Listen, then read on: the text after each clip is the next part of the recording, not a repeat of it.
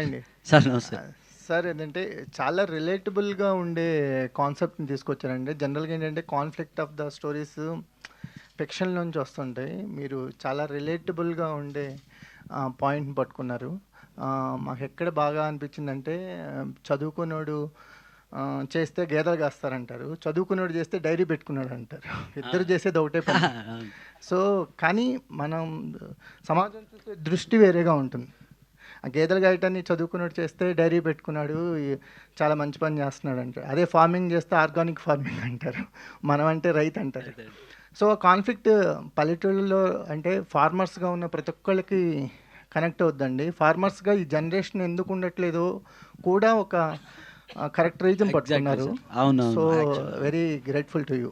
ఎందుకంటే అంత రూటెడ్గా వెళ్ళి స్టోరీ చెప్పగలిగారు కాబట్టి. అవును సార్, అది మీరు చెప్పిన పాయింట్ రైట్ సార్. అది అసలు మేజర్గా ఈ సినిమా చేయడానికి బ్యాక్ ఆఫ్ ద మైండ్ అది ఒకటి ఉంది. ఏంటంటే యంగ్ జనరేషన్ పల్లెటూరులో వ్యవసాయం వదిలేస్తున్నారు. అయితే దానికి మనం ఏం చేయలేము, కానీ యాజ్ ఎ ఫిల్మ్ మేకర్గా నేనేం చేద్దాం అనుకున్నానంటే, స్క్రీన్ మీద కుర్రోడు వ్యవసాయాన్ని నమ్మి వ్యవసాయం చేస్తూ ఉంటే కొంతమందికి అది చాలా సరదాగా ఇన్స్పిరేషనల్గా అనిపిస్తుంది, ఆ లైఫ్ కనిపిస్తుంది. సో ఆ రకంగా అంటే ఆల్మోస్ట్ 2 డెకేడ్స్ అయిపోయింది సార్ స్క్రీన్ మీద రైతుని హీరోగా చూసి. అవును సార్, అవును అవును. అది ఇంతకుముందు మనం కృష్ణ గారు వాళ్ళు ఉన్నప్పుడు ఉండింది ఇవి. ఇప్పుడు మీరు రైతుని హీరోని చేశారు. Thankful sir, thank you sir, thank you. So ఏంటి సార్ అంటే ఆల్మోస్ట్ చాలా పోగొట్టుకున్నానని చెప్పారు ఫైనాన్షియల్గా, అంటే మెంటల్గా కాదు. సో ఏంటి ఇంత స్ట్రగుల్స్లో కూడా ఈ జర్నీ కంటిన్యూ చేయడానికి వాట్ ఈజ్ యువర్ మోటివేషన్? అదే సార్, నేను ఫిల్మ్ ఇండస్ట్రీకి వచ్చినప్పుడే డిసైడ్ అయ్యాను ఏంటంటే, ఏవో ఒక సినిమాలు తీసేయకూడదు, ఒక కైండ్ ఆఫ్ ఫిల్మ్స్ తీయాలి. వేరే మోటివేషన్ ఏం లేదు. క్రియేటివిటీ, కంటెంట్ అది జనాల్లోంచి, రియల్ లైఫ్ సొసైటీలోంచి తీసుకురావాలి అన్నది మేజర్ ఎజెండా నాకు. కథ నేను చూసి శ్రీకాకుళం ఏరియాలో పెరుగున్నాను కనుక ఆ ఏరియాలో ఉన్న కథ నాకు చాలా బాగా అనిపించింది. ఆ మనుషులు చాలా బాగా అనిపించారు. అది చెప్పాలి అనుకున్నాను. రిలీజ్ అవుతుందో లేదో తెలియదు, కొత్త యాక్టర్సు.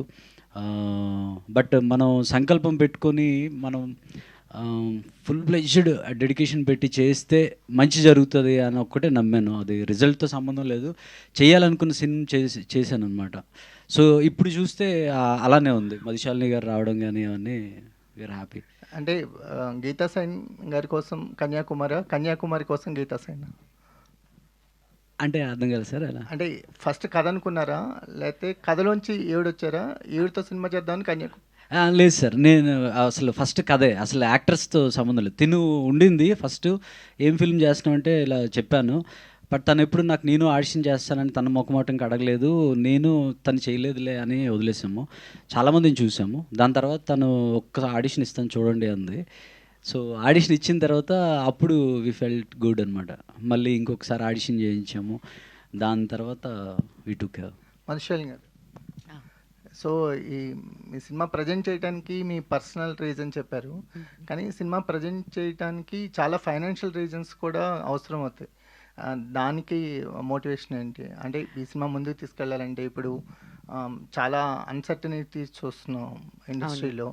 సో థియేటర్స్కి ఆడియన్స్ రావటం కూడా తక్కువైందని అంటున్నారు, బట్ కంటెంట్ ఓరియంటెడ్ సినిమాలు ఎప్పుడు గెలుస్తూనే ఉన్నాయి. What is your gut feeling? మీరు అన్నట్టు ఆయన ఎలా కష్టపడ్డారో నేను అలాగే కష్టపడ్డానండి.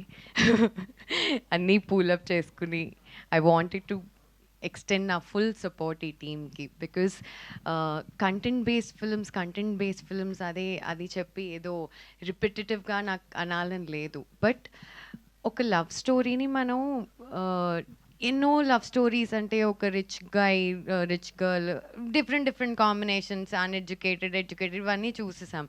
బట్ ఇంత ఒథెంటిక్గా ఫార్మర్స్ కానివ్వండి, లేకపోతే అగ్రికల్చర్ గురించి ఆ రియల్ ఎమోషన్ ఏదైతే నేను ఎప్పుడైతే చూసానో ఆన్ స్క్రీన్, నాకు అది చాలా బాగా అనిపించింది. బికాస్ మనందరికీ సొసైటీలో డాక్టర్స్ కావాలి, లాయర్స్ కావాలి, పోలీస్ వాళ్ళు కావాలి, అందరూ కావాలి. అలాగే రైతులు కూడా అంతే ఇంపార్టెంట్. అదేమీ చిన్నది కాదు.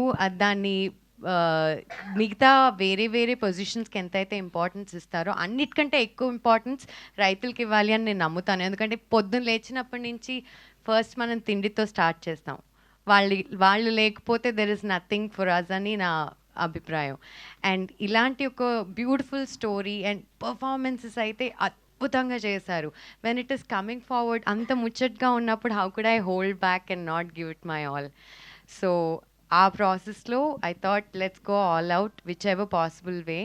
అండ్ మేము 27కి రావడానికి కారణం, వినాయక చవితికి రావడానికి కారణం కూడా అదేనండి. బికాస్ ఫెస్టివ్ సీజన్, ప్రతి ఇంట్లో వాళ్ళందరూ గ్యాదర్ అవుతారు, మంచి టైం స్పెండ్ చేయాలనుకుంటారు. అలాంటి టైంలో ఇలాంటి ఒక మూవీ వస్తే I'm sure they will also be very very happy. And yeah, it's not just about what we are bringing to the table. I'm very confident that we are coming with a beautiful story. Madhu గారు, yeah hi, చెప్పండి. My self Hemamali here. So Hi Hemaji. So actually trailer నిజంగానే చాలా చాలా బాగుంది. ఆ caption పెట్టినట్టు organic ప్రేమ కథ ఏదైతే ఉందో అదంతా యాప్ట్గా సెట్ అయినట్టుంది. బట్ మేము కితకితల్లో చూసి చాలా ఎంజాయ్ చేసాం. మీ రోల్ కావచ్చు, మీ క్యారెక్టరైజేషన్ కావచ్చు. ఇందాక శ్రవంతి గారు చెప్పినట్టు అప్పటికి ఇప్పటికి అలాగే ఉన్నారు, ఏం చేంజ్ అవ్వలేదు. బట్ ఇన్ని రోజులు ఏమైపోయారు, మధ్యలో గ్యాప్ ఎందుకు వచ్చింది? అండ్ ఈ సినిమాని ప్రజెంట్ చేశారు అండ్ ఫర్దర్గా ఏదైనా డైరెక్షన్ సైడ్ కూడా వెళ్దామని ఉందా? What is your thought? Actually అండి, నన్ను అందరూ అడుగుతారు గ్యాప్ వచ్చింది అని. థింగ్ ఇస్, నేను చాలా పిక్కి. అన్నీ అంటే చిన్నప్పుడు తెలియక ఏది పడితే అది చేసేసి చేతులు కాల్చుకుని అర్థమైంది ఏంటి అంటే, ఏది పడితే అది చేయకూడదు. నచ్చిన film that you connect with, that you think you can do justice, pick those scripts. దానివల్ల నేను చాలా పిక్కిగా చేయడం మొదలుపెట్టాను. అండ్ అఫ్ కోర్స్ తెలుగులో Goodachari was my last theatrical release. దాని తర్వాత నేను వెబ్ సిరీస్ చేశాను, క్రిష్ గారిది నైనాస్ చేశాను, ఎక్స్పైరీ డేట్ శరత్ మార్క్ గారు ప్రొడ్యూస్ చేశారు.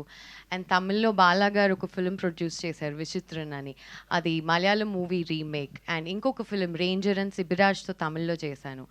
So in the meanwhile నేను వేరే లాంగ్వేజెస్కి వెళ్ళి వేరే ఫిల్మ్స్ చేస్తున్నాను. బట్ యా, తెలుగులో this he's been after Goodachari, this will be my presentation. And ఇది కాకుండా there's another film that I produced and directed andi, that is under post production. Soon I'll come forward with that as well. Okay, Yeah, all the very best. Thank you. Srujan garu, Madam. So thank you so much అండి for bringing such kind of content. నాకు mainly last dialogue బాగా నచ్చింది. బర్రెని నిన్ను ఒకేలా చూస్తాను అన్నది. గేదెని. దట్ వాజ్ గేదెని. So that was like pure organic, అక్కడే కనిపించింది అనమాట.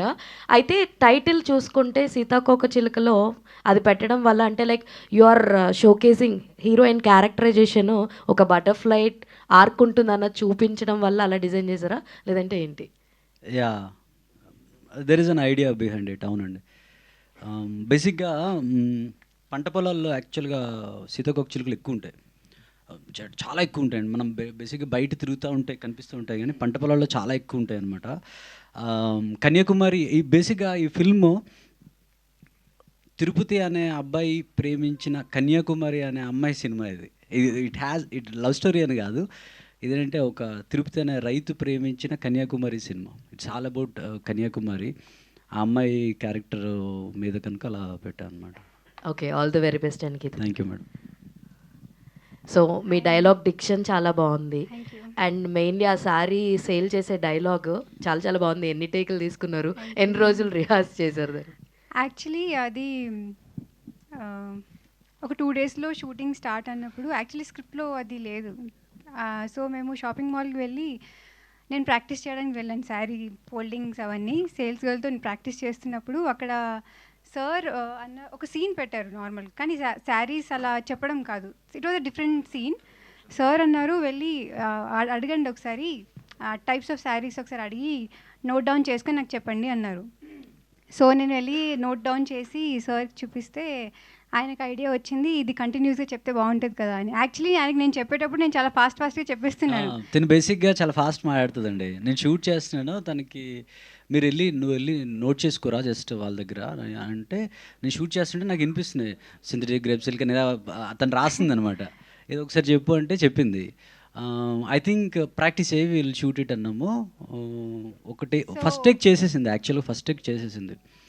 నాకు ఎందుకైనా సేఫ్ సైడ్ అని చెప్పి మళ్ళీ బ్రీత్ ఉంటుంది కదా, ఎందుకైనా మళ్ళీ చేయించా. చాలా క్విక్, ఐ థింక్ ఆఫ్టర్నూన్ పెట్టాం, మార్నింగ్ అనుకున్నాం, ఆఫ్టర్నూన్. సో ఈ రోజు నుంచి షూట్ స్టార్ట్ అన్నప్పుడు దట్ 1 ఎర్లీ మార్నింగ్ నేను కూర్చొని నేర్చుకున్నాను ఆ డైలాగ్స్ అన్నీ. అండ్ ఫస్ట్ టేక్లో వచ్చిందండి. కానీ ఈ డైలాగ్ ఏంటంటే ఆల్రెడీ చాలా ఎక్స్పీరియన్స్డ్ ఉన్న ఆవిడలాగా చెప్పాలి, నాకు అన్నీ తెలిసినలాగా. లోపల చాలా భయం ఉంది మర్చిపోతానని, కానీ బయట మాత్రం చాలా ఈజీతో చెప్పాలి. సో అది కొంచెం ఛాలెంజింగ్ అనిపించింది. So we took few takes, but I'm grateful ఇది వచ్చింది. థ్యాంక్ యూ అండి. Geetha garu, Geetha Saini hi. Title character చేస్తున్నారు కదా, మీ రియల్ లైఫ్కి ఎంత రిలేటబిలిటీ ఉంటుంది, ప్లస్ an ఆర్గానిక్ ప్రేమ కదా అని క్యాప్షన్ పెట్టారు. What is your understanding about the caption? నాకు ఎంత రిలేటబుల్ అంటే I won't say complete opposite అని చెప్పాను. కొన్ని రిలేటబిలిటీ ఉన్నాయి. ఏంటంటే కన్యాకుమారి చాలా అంబిషియస్ అండి, నేను కూడా అంబిషియసే. తను చాలా కన్యాకుమారి చాలా స్ట్రైట్ ఫార్వర్డ్ ఉంటుంది, నేను కాదు. ఐ థింక్ ఓన్లీ వన్ పాయింట్లో చాలా అంబిషియస్ దగ్గరే అదొక్కటే అండి. అండ్ ఆర్గానిక్ లవ్ స్టోరీ ఎందుకంటే క్యారెక్టర్స్ చాలా రియలిస్టిక్గా ఉంటాయి. అండ్ సిచ్యువేషన్స్ కూడా క్యారెక్టర్స్ ఎలా ఫీల్ అవుతున్న లాగా ఉంటాయన్నమాట. అంటే ఏదో ఒకటి పెట్టేసాం సిచ్యువేషన్ లాగా ఉండదు. సో వాళ్ళ ఇమోషన్స్ త్రూ సిచ్యువేషన్స్ క్రియేట్ అవుతుంటాయి. ఆ సిచ్యువేషన్స్ నుంచి అలా స్టోరీ అవుతూ ఉంటుందండి. సో అది. And there are, I think, I'm sure, ఇంకా ఆర్గానిక్ కనుక ఆ క్యాప్షన్ పెట్టడానికి మేజర్ రీజన్ ఏంటంటే ఒక కథ అల్లాలి, కమర్షియల్గా ఈ ఎలిమెంట్ పెట్టాలి అలా పెట్టలేదు. లవ్ స్టోరీ నార్మల్గా మన బయట జరిగే లవ్ స్టోరీస్లో కూడా ఇది ఉంటుంది. సో ఆ న్యాచురల్గా పుట్టిన లవ్ స్టోరీ ఇది, అందుకని ఆర్గానిక్ అని పెట్టా. రైతు, బేసిక్గా రైతు వాడు నుంచి వచ్చింది. ఈ క్యారెక్టర్స్ డిజైన్ చేసినప్పుడు రియల్ లైఫ్ క్యారెక్టర్స్ చూసి రాశారా, లేదు కంప్లీట్లీ ఫిక్షనలా? రియల్ లైఫ్ క్యారెక్టర్స్ చూసి రాసిందానండి. రియల్ లైఫ్ క్యారెక్టర్స్ చూసి చెప్పాను కదా, నేను అక్కడ ఉన్నప్పుడు ఒక అమ్మాయిని చూశాను. ఐ ఫెల్ట్ బ్యాగ్ వేసుకుని ఎర్లీ మార్నింగ్ ఒక రోడ్లో వెళ్ళిపోతూ ఉండేది. నేను యాక్చువల్గా ఈ అమ్మాయి టీజర్లో కూడా షార్ట్ ఉంటుంది, అదే రోడ్డు మీద అదే ప్లేస్లో ఈ అమ్మాయి అలాంటి కైండ్ ఆఫ్ బ్యాగ్తోనే తీశాను నేను. సో అదే ప్లేస్లో తీశాను నేను, ఎక్కడైతే ఇన్స్పైర్ అయ్యాను. గీత గారు మేడం, ఇక్కడ స్లాంగ్ కంప్లీట్గా డిఫరెంట్. అంటే మీరు ఉన్నది వేరు, కంప్లీట్ అక్కడ స్లాంగ్ డిఫరెంట్ ఉంది. సో డైరెక్టర్ గారు అక్కడి నుంచి వచ్చిన ఆ స్లాంగ్ పట్టుకుని మాట్లాడాలని చాలా డిఫరెంట్, యాక్సెప్ట్ చేయాలి పీపుల్. సో దానికోసం ఎంతవరకు యూ డిడ్ హోంవర్క్ చేశారు? ఎలాంటి డైలాగ్స్ గురించి which you felt difficult saying? Actually అంటే సార్ ఫ్రమ్ శ్రీకాకుళం కాబట్టి డైలాగ్స్ అన్నీ నేను రికార్డ్ చేసుకుని ప్రాక్టీస్ చేసుకున్నానండి. దాని తర్వాత యాక్చువల్లీ షూటింగ్ వెళ్ళిన తర్వాత అక్కడ షూట్ చూడడానికి అందరూ విలేజర్స్ వచ్చేవాళ్ళు. సో షూట్ గ్యాప్లో నేను వెళ్ళి వాళ్ళతో కూర్చొని మాట్లాడేదాన్ని. సో అలా నేను వాళ్ళని అబ్జర్వ్ చేసి వాళ్ళు ఎలా మాట్లాడుతున్నారని actually more observation vent into it అండి. అయితే సో అదే తనకి షూట్ ముందే వచ్చేసేదండి. షూట్ ముందే కొద్ది రోజులు వాళ్ళతో ఉంటాను అని అలా వచ్చేది. మా ఊరు అలా తిరిగి వాళ్ళ ఇంట్లో కూర్చొని అవన్నీ పట్టుకుండేది అనమాట. షీ కెప్ట్ లైక్, అంటే వేరే వాళ్ళు అలా ఉంటారు. మనం బేసిక్గా ముందు రోజు వచ్చి నా హోటల్ ఎక్కడ ఏంటి అని ఎలా ఉంటుంది. బట్ తను ముందు ఒక 10 days ముందు వచ్చేది. తర్వాత ఎంత ఇన్వాల్వ్ అయిపోయింది అంటే, షూట్ అయిపోయింది, ఫిల్మ్ షూట్ అయిపోయింది, ఇంకా మరి షూట్ చేయమేమో అయిపోయింది అంటే ఏడ్చేది. ఈ క్యారెక్టర్లోంచి నేను బయటకు వచ్చేయాలా అని ఏడ్చేది. మళ్ళీ ఒక 6 నెలల తర్వాత షూట్కి వెళ్ళాం, దీంతో అయిపోయిందంటే మళ్ళీ ఏడ్చింది. రీషూట్ అంటే I was the very happiest. Reshoot అంటే షీ ఈజ్ హ్యాపీ. ఆ క్యారెక్టర్ని వదలాలని తనకి లేదు ఇప్పుడు కూడా. సృజన్ సార్, సో ఈ టీజర్ ఆల్మోస్ట్ ఒక 1 year బ్యాక్ రిలీజ్ చేశారు. అప్పటి నుంచి ఇప్పటిదాకా ఈ ప్రాజెక్ట్ని హోల్డ్ చేయడంలో కానీ, లేదు అంటే ఆ ప్రాజెక్ట్తో స్టిక్ ఆన్ అయి ఉండడం కానీ ఎంత టఫ్ అది? చాలా టఫ్ సార్ అది. కాకపోతే మనకి ఇష్టం కనుక చేస్తాము. నాకు ఎలా ఉండిందంటే, ఫిల్మ్ చేసేటప్పుడు నా పర్సనల్ ఎక్స్పీరియన్స్తో చేసిన అన్నట్టు నేనేంటంటే, నాకైతే సినిమా నచ్చాలి, ఫుల్ సాటిస్ఫాక్షన్ రావాలి, ఇంకొక సినిమా ఉంది అని అనుకొని చేయకూడదు. This is the final thing. నేను ఫైనల్ ఫిల్మ్ అనుకుంటే ఎలా చేయాలో అలా చేయాలనుకున్నా. అందుకని నేను కాంప్రమైజ్ అవ్వలేదు. చాలా టఫ్, గీత అని చెప్పినట్టు చాలా రోజులు బాధపడిన ఉన్నాయి, హోప్ కోసం వెతికిన రోజులు ఉన్నాయి. ఇది ఎలా చేసామంటే, ఎవరైనా ఒక 30,000 ఇస్తే ఆ 30,000తో ఏం వర్క్ చేయొచ్చు అని ఆ వర్క్ చేసాం. మీరు చూస్తే ఈ ఫిల్మ్లో సాంగ్స్ అన్నీ నేనే రాశాను. అంటే వచ్చి కాదు, డబ్బులు సేవ్ చేయొచ్చు అని. బట్ ఎక్కడ నేను టెక్నీషియన్స్ వైజ్ చూస్తే ఎవ్వరు కాంప్రమైజ్ ఇప్పుడు మన రవి నెడుమర్తి అని ఎక్స్ట్రాడినరీ మ్యూజిక్ ఇచ్చాడు తను. అంటే ఐ గాట్ ఆ మనసు పెట్టిన వాళ్ళే దొరికారు. నా ఎడిటర్ నరేష్, తను అప్పటి నుంచి ఇప్పటి వరకు నాతో ఉన్నాడు, హోల్ క్రియేటివ్ ప్రాసెస్లో ఉన్నాడు అనమాట. అలా దొరికారు కనుక చేయగలిగిన. ఎవరు లేకపోతే మాత్రం చాలా కష్టం అవుతుంది. శాలిని, యా, ఈ ప్రాజెక్ట్కి ఏ టైంలో మీరు ఎంటర్ అయ్యారు? ఆల్మోస్ట్ అంటే వాళ్ళు ఒక టీజర్ రిలీజ్ చేసి కానీ లేదంటే ప్రొడక్షన్ స్టేజ్లో you might not be part of the film కదా అప్పటికి. సో ఏ స్టేజ్లో ఉన్నప్పుడు ఈ ప్రాజెక్ట్లో మీరు ఎంటర్ అయ్యారు? At the same time what is the value addition you added to the film? ఏ స్టేజ్లో enter I think they were almost done అండి. Just one last leg of work was left. చిన్న వాళ్ళవి patch work something like that. ఆ టైంలో నేను enter అయ్యాను. And see, more than me adding any value, my objective is to give them the right platform they deserve. Because ఎంతోమంది ఎన్నో సినిమాలు చేస్తారు, కరెక్ట్ ప్లాట్ఫామ్ కరెక్ట్ ప్రమోషన్స్ లేక రీచ్ కావు. So my attempt here is to మీ అందరి ద్వారా to make sure that the word spreads and everybody watches this movie and enjoys it. Though నేను చివరికి ఆల్మోస్ట్ టువర్డ్స్ ది ఎంటర్ అయినా కూడా నాకు ఈ కనెక్షన్ ఈ టీంతో ఎప్పటి నుంచో ఉన్నట్టు అని అనిపించింది. In fact especially Geet, when we see good performers on screen, especially నాకు చాలా ఆనందంగా ఉంటుందండి. ఇంత చక్కగా తెలుగు మాట్లాడుతుంది, హైదరాబాద్ పిల్ల, అండ్ ఇంత కష్టపడింది, ఇన్ని మంత్స్ అక్కడ ఉంది, వాళ్ళ దగ్గరికి వెళ్ళి సారీ ఎలా ఫోల్డ్ చేయాలి, ఇంత డ్రిల్ అంతా చేసింది, మెథడ్ యాక్టింగ్ అంతా చేసేసింది అంటే it's a commendable job. So my only attempt is to bring them in my capacity, నా వల్ల ఎంత అవుతుందో అది. And I request you all to promote this film and give it its due recognition that it needs. అంటే last stage enter అయినప్పటికి కూడా funds mobilisation కంటే ఈ సినిమాని ఇందాక కుమార్ గారు అడిగినట్టు ఆ రిలీజ్ అనేది పెద్ద బిగ్గెస్ట్ ఆస్పెక్ట్ అది. So what kind of support you get from the industry for the release కానీ థియేటర్స్ విషయంలో కానీ? రిలీజ్ అంటే మేము యాక్చువల్లీ చాలా డిబేట్ చేసామండి ఎప్పుడు రావాలి, ఎందుకంటే ఎప్పటి నుంచో ఈ వీకా నెక్స్ట్ వీకా, ఇన్ఫ్యాక్ట్ ఈ వీక్ కూడా మేము అనుకున్నాం. అండ్ దెన్ వీ రియలైజ్డ్ చాలా పెద్ద మూవీస్ కూలీ అండ్ వార్ వస్తున్నాయి, వార్ 2, అండ్ నెక్స్ట్ వీక్ ఇంకా వస్తున్నాయి. సో మేము కూడా 27th వచ్చేటప్పుడు it's not like we're the only film అండి. we're coming up with Raviteja గారు's film and నారా రోహిత్ గారు's film. సో మాదొక చిన్న అటెంప్ట్. వీ హోప్ ఆ పెద్ద సినిమాల మధ్యలో we get people's attention and do it. So ఆ రోజు రిలీజ్ చేయడానికి కారణం మా గట్ ఫీలింగ్ అండి, మా ధైర్యమే. Because we believe in the content. Srujan గారు, వాసు గారు, లాస్ట్ సార్ క్వశ్చన్ అంటే క్వశ్చన్ ఏం లేదు. సో అంతా బాగుంది, ప్రమోషన్స్ బాగున్నాయి, అండ్ సినిమా రిలీజ్ తర్వాత మీరు అమ్మేసిన రింగ్స్ చైన్స్ అన్ని మీకు రావాలని కోరుకుంటున్నాను. Thank you so Thank much. you, sir. Thank you. Thank you.